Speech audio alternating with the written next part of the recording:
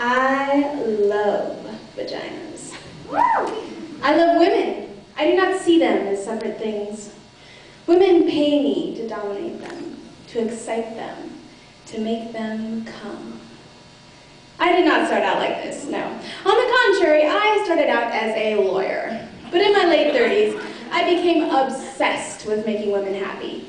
It began as a mission of sorts, but then I got involved in it. I got very good at it. It was my art. I started getting paid for it. It was as if I had found my calling. I wore outrageous outfits when I dominated women.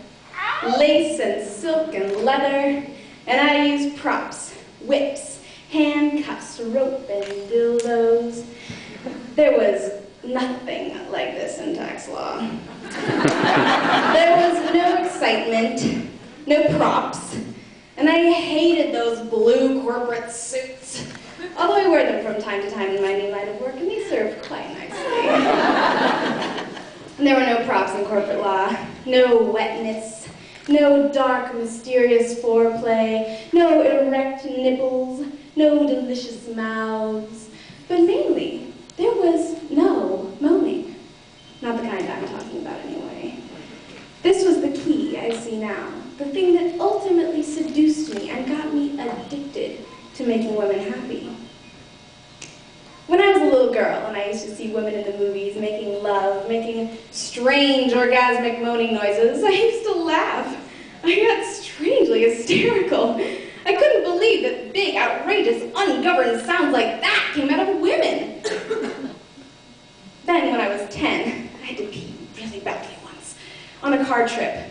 It went on for almost an hour when finally I got to pee in this dirty little gas station. It was so exciting, I moaned. I moaned as I peed. I couldn't believe it, me moaning in a Texaco station in the middle of Louisiana.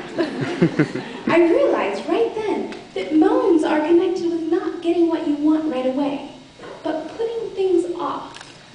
Moans were best when they caught you by surprise, when they came out of this hidden, mysterious part of you that was speaking its own language. I realized that moans were, in fact, that language. I became a moaner. It made most men anxious, frankly. It terrified them.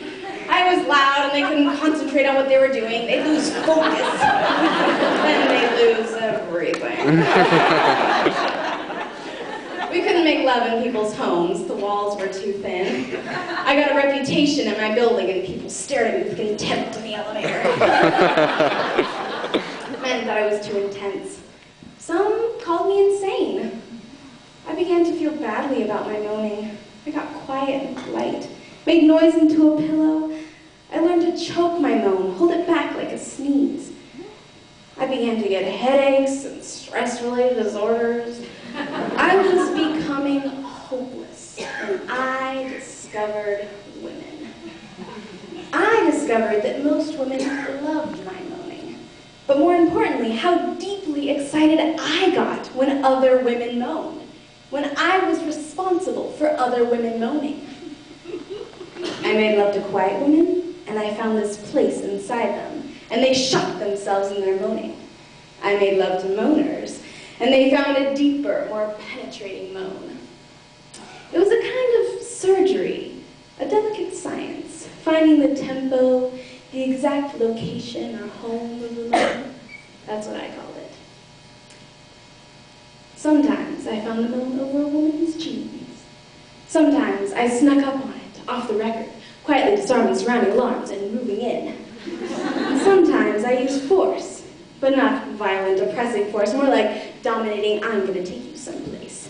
Don't worry, lay back and enjoy the ride kind of force. Sometimes it was simply mundane.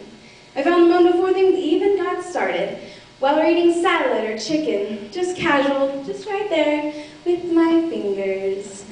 Here it is, like that. In the kitchen, all mixed up with the balsamic vinegar. Sometimes I use props. I love props. Sometimes I made the woman find her own moan in front of me, stuck it out until she opened herself. I wasn't fooled by the minor, more obvious moans. No, pushed her further, all the way into her power moan. There's the clit moan. The vaginal moan. Oh, oh, ooh. The combo clit vaginal moan. Oh, ooh, oh. The almost moan. Oh.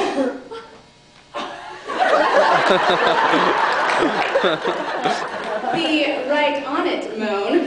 Oh, yeah, oh, yeah. The elegant moan. Oh, oh.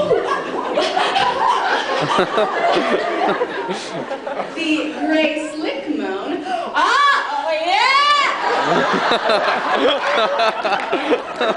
The wasp moan.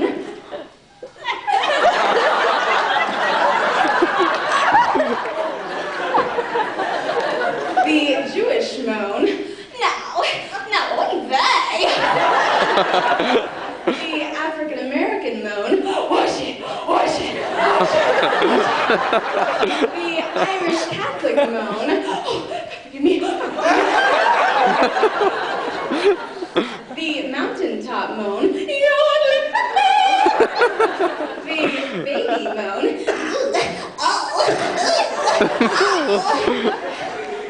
The doggy moan. The uninhibited militant bisexual moan.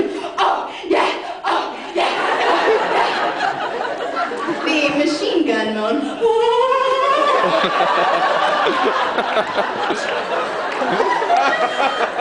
The tortured Zen moan.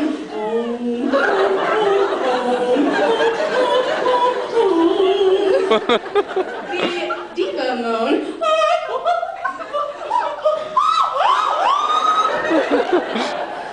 Then the college moan. I should be studying. And finally, the surprise triple orgasm moan. Oh.